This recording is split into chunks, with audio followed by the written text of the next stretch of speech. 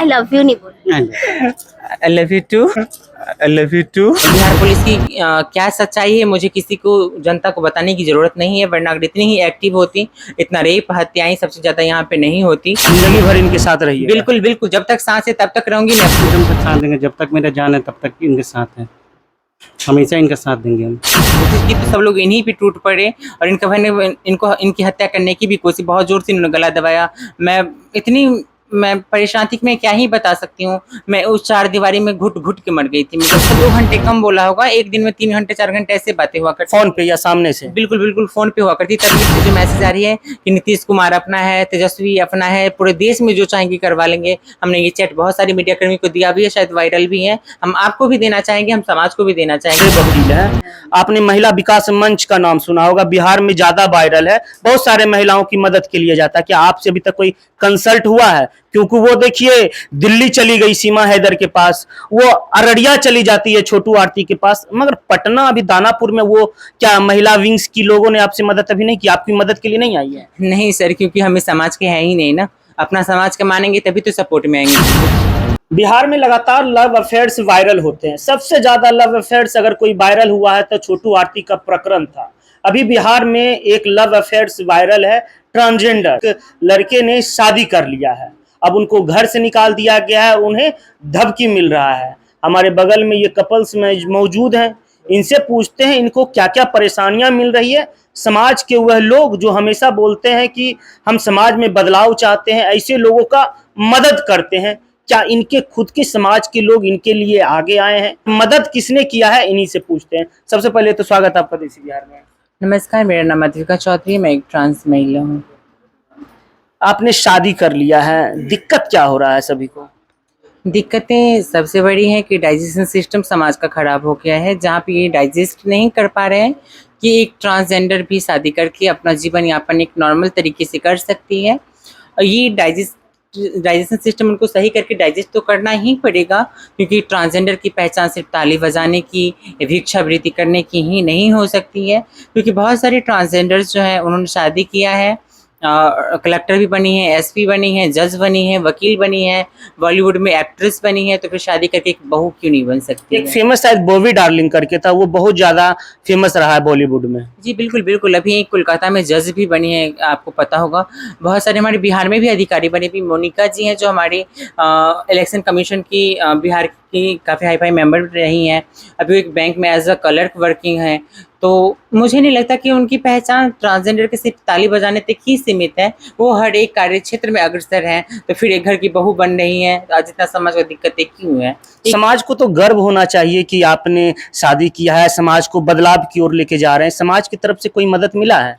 अभी तक तो मुझे किसी से कोई मदद नहीं मिला है, बट मुझे इतना भरोसा है अपने समाज पे कि समाज मेरे साथ खड़ी होंगी, क्योंकि वो इंसाफ दिलाने पे आएंगी। एक दिन में इंसाफ मिलेगा। क्योंकि देखिए, मैं भी आप ही की समाज की अंग हूँ, और जब लोग ट्रांसजेंडर आके रेलवे लाइन ट्रेन में मांगते हैं, रेड लाइट पे मांगते हैं, जब वो नंग प्रदर्शन करते हैं, तो भी दिक्कतें आपको होती हैं। आप जरूर ये मन में सोचते हैं कि लोग नॉर्मल लाइफ नहीं जी सकते हैं क्या? अब जो जीना चाह रहे हैं आप उन्हें जीने नहीं दे रहे हैं। तो ये सब क्वेश्चन और आंसर आपके पास ही है।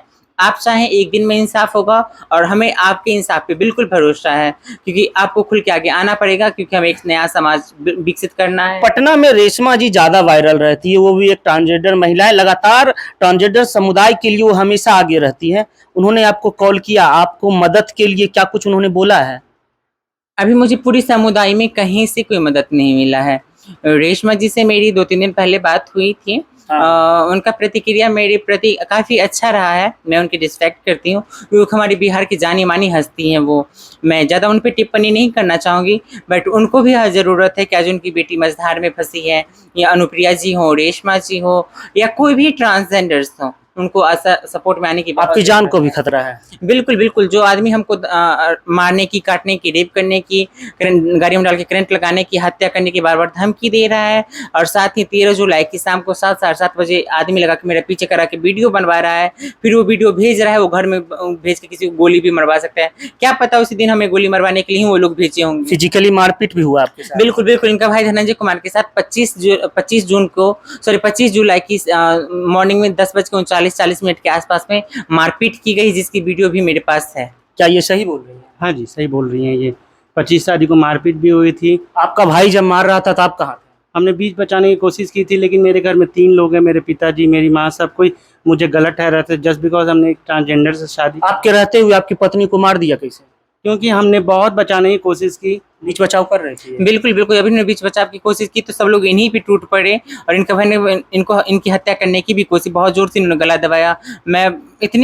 मैं परेशान थी कि मैं क्या ही बता सकती हूँ। मैं उस चारदीवारी में घुट-घुट के मर गई थी। मैं बस उस वक्त तो लगा होगा शायद आज ही मार देगा। बिल्कुल, बिल्कुल, जब हमने मीडिया में आने की बात कही तो इनके पापा कह रहे हम सुसाइड कर लेंगे, नहीं तो अपना स्टेटमेंट जाकर पुलिस का से वापस लो। हमने बोला कि आप हम दोनों को भी मार देंगे तो हम स्टेटमेंट पीछे नहीं लेंगे। आप जाएँ मीडिया में स्टेटमेंट दें या लिख के आप दें थाना अध्यक्ष को, तो हमको भी दें कि इन लोगों की जान को खतरा जो है, उनकी अगर कुछ भी होता है तो ज़िम्मेवारी हम लेते हैं। ट्रांसजेंडर से आपने शादी किया, क्या आपको नहीं लगा था कि अगर हम शादी करेंगे तो मेरे घर में कलेश होगा? इसके बारे में आपने अपनी फैमिली से बात किया था पहले कि हम एक ट्रांसजेंडर से बात करते हैं, प्यार करते हैं, अब शादी करने वाले हैं? देखिए, जेंडर देख के तो प्यार नहीं होता, लेकिन हाँ, हमने अपने पिताजी को फ्रॉम द फर्स्ट डे हमने बोला था, और मेरे पिताजी इनसे बात भी किया करते थे और सब कुछ पता था उन्हें, और वो बोलते भी थे तुम मेरे घर की बहू बनोगी ना। पिताजी ने ये बात बोला है? हाँ जी।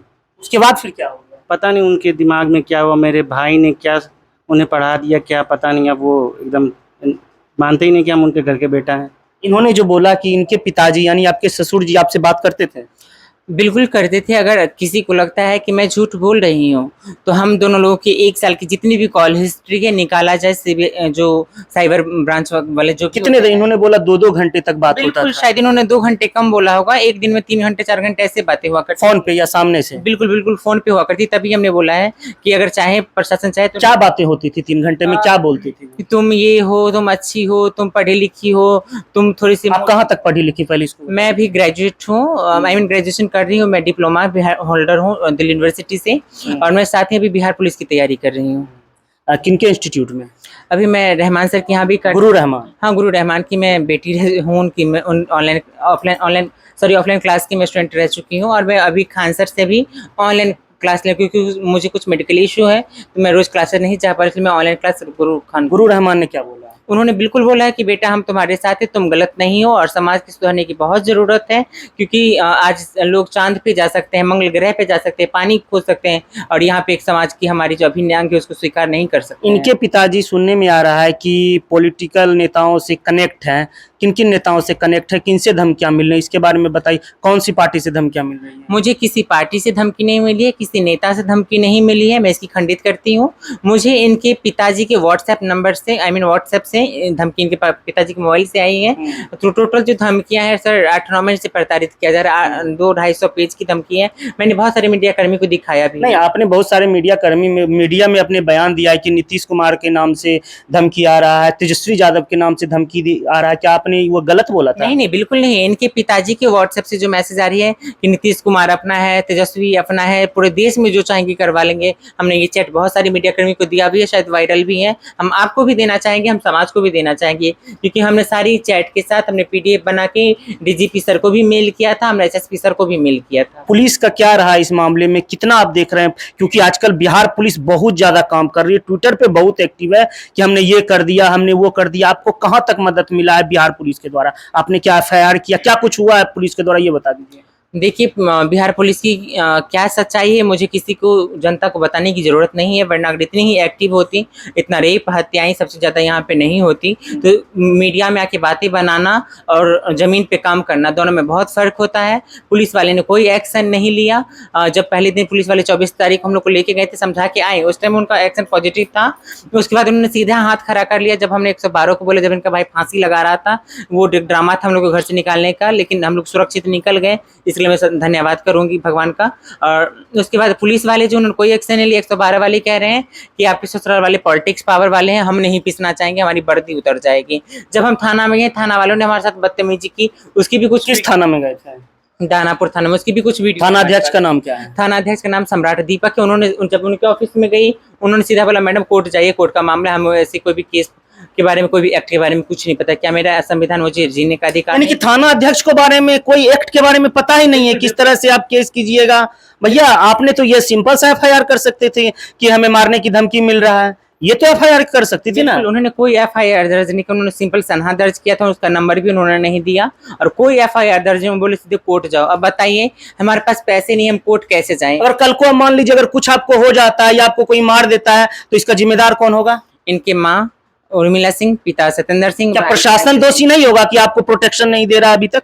प्रशासन तो इतनी बड़ी दोषी है कि मैं उनकी बात ही क्या ही बताऊं आपकी। अब इसकी जो राय होगी, जो इसका जो भी होगा वो जनता सोल्यूशन निकालेगी, क्योंकि अब मैं थक चुकी हूँ, प्रशासन बिक चुकी है, वो कोई भी एक स्टेटमेंट देने को तैयार नहीं है। इसकी सबसे बड़ी प्रूफ है कि अभी तक एफआईआर दर्ज नहीं हुई है। इससे ज्यादा मैं एक्सप्लेन क्या ही करूँ प्रशासन की बात को, एफआईआर दर्ज तक उन्होंने नहीं किया है। सारी गोदी बातें कर, जैसे सबने पैसे खा के मुंह बंद कर लिए हो। अब मुझे तो भरोसा बस अपने जनता जनार्दन पे, और जितने भी एडवोकेट जो सिर्फ मनीष कश्यप और बहुत बड़े बड़े लोगों का केस लड़ते हैं, मैं उनसे भी हाथ जोड़ के रिक्वेस्ट करूंगी। अच्छा, आपने अभी बात किया जितने भी बड़े वकील हैं, आपने महिला विकास मंच का नाम सुना होगा, बिहार में ज्यादा वायरल है, बहुत सारे महिलाओं की मदद के लिए जाता है। क्या आपसे अभी तक कोई कंसल्ट हुआ है? क्योंकि वो देखिए दिल्ली चली गई सीमा हैदर के पास, वो अररिया चली जाती है छोटू आरती के पास, मगर पटना अभी दानापुर में वो क्या महिला विंग्स की लोगों ने आपसे मदद अभी नहीं की? आपकी मदद के लिए नहीं आई है? नहीं सर, क्योंकि हमें समाज के है ही नहीं ना, अपना समाज का मानेंगे तभी तो सपोर्ट में आएंगे। वैसे हमारा वोटर, हम 60-70 हजार वोटर हैं बिहार से ट्रांसजेंडर। क्या एक भी मंत्री नेता आए हैं सपोर्ट में अभी बात करने, पूछने आए हैं कि क्या हुआ है? क्या हम उनको वोट नहीं देते हैं? जब हम वोट देते हैं, हमारी मौलिक अधिकार है, तो वो फिर हमारे साथ से वोट लेने ही आएंगे कि आप बहुत अच्छी हैं, चलिए। कितना प्यार आप करती हैं इनसे? बहुत प्यार करती हूँ, बहुत ज्यादा। मैं जितनी भी पैसा के लिए तो नहीं करती हैं कि शायद इनके पिताजी बहुत ज्यादा पैसा वाले हैं, फेमस हैं, इसीलिए तो? उनका पैसा उन्हें मुबारक हो, हम भिखारी हैं, मुझे मंजूर है, उनके पैसे की हमें कोई लालच नहीं है। हम आज रोटी नमक खा रहे हैं, उस पर भी हमें कोई पछतावा नहीं है। और वो खोआ खा रहे, वो भी उनका घर है, वो जाने, उनके फूटी कौड़ी से हमें कोई मतलब नहीं है। मेरा हाथ पैर सुरक्षित है, मैं खुद से खा सकती हूँ कमा। जिंदगी भर इनके साथ रही? बिल्कुल बिल्कुल, जब तक सांस है तब तक रहूंगी। मैं कोई बक नहीं रही हूँ मीडिया में आके, मैं बहुत बड़ी बात कह रही हूँ। अगर मैं जिस दिन पलट जाऊंगी, आप भी आके हमसे क्वेश्चन कीजिएगा, मैं बैठी हूँ। क्या आप इनका साथ दीजिएगा? क्योंकि देखिए खतरा इन पे ज्यादा है, एक बात आप जान रहे होंगे, आप कहीं ना कहीं लग रहा है कि सेफ जोन में है। क्या आप इनका साथ दीजिएगा जिस तरह से ये बोल रहे हैं? मरते दम तक साथ देंगे, जब तक मेरा जान है तब तक इनके साथ है, हमेशा इनका साथ देंगे हम। पिताजी को क्या बोलना चाह रहे हैं? पिताजी को अभी भी हम यही बोलना चाहेंगे कि हम एक्सेप्ट कर लेते तो हमें ये दिन न देखना पड़ता। और पुलिस प्रशासन से क्या बोलना चाह रहे हैं? क्या मदद चाह रही है? क्या आपको प्रोटेक्शन चाहिए पुलिस से? देखिए, पुलिस तो बिक चुकी है, पुलिस कुछ नहीं करती है, जो भी करेगी सोशल मीडिया करेगी और ये जनता करेगी। अब जनता के हाथ में और सोशल मीडिया के ऊपर है कि हमें न्याय दिलाए। चलिए जी, बोलिए। जी बिल्कुल, अब मैं सारा कुछ जो है अपनी जनता जनार्दन पे छोड़ना चाहूंगी कि अब मुझे मार देना चाहिए या मुझे जीने का अधिकार देना चाहिए और मुझे जीना चाहिए, समाज में बदलाव करना चाहिए। ये अब आपकी डिसीजन है। आपकी बेटी न्याय के लिए आज ऐसी चौराहे पे खड़ी है जहाँ उसके पास कुछ भी नहीं है, मतलब कुछ भी नहीं है। आप अब देखिए कि हमें रोड पे ही खड़ा रखना है, रेड लाइट पे ही खड़े रखना है, ट्रेन में ही मंगवाना है, या घर में इज्जत के साथ रखना है। ट्रांसजेंडर इन्होंने साफ तौर पे बोल दिया है कि अब हम बिहार की बेटी हैं, हम आपके समक्ष हैं, यानी पब्लिक से अब ये मदद मांग रही है। क्योंकि प्रशासन का जिस तरह से रवैया रहा है, जिस तरह से ट्विटर पे बिहार पुलिस दम भरती है कि हमने ये कर दिया, फलाना कर दिया, ढिमाका कर दिया, मगर उनका ये सबूत है कि थाना प्रभारी भी इनसे हाथ जोड़ लिए कि मैडम आप कोर्ट कचहरी का दरवाजा खटखटाइए, हम मदद नहीं कर सकते हैं क्योंकि मेरी वर्दी का सवाल है, क्योंकि इनके ससुर जी हैं जो रसूख वाले हैं। क्या बोलना चाहिए? बिल्कुल बिल्कुल, और देखिए पैसे हो गर्मी जिसके पास हो, हमारे पास तो कुछ भी नहीं है। वो आप सबको पता है कि आज जो घर जो जैसे हमें कंडीशन सबको पता है।